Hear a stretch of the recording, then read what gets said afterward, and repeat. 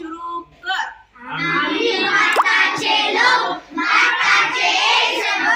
समाजवादी धर्मनिरपेक्ष लोकशाही गणराज्य घडवण्याचा व त्याचा सर्वांगीण विकास सामाजिक, आर्थिक व राजनैतिक ज्ञान, विचार, व्यक्ती, विश्वास, सत्ता व उपासनेचे स्वातंत्र्य, दर्जाची व संधीची समानता निश्चितपणे प्राप्त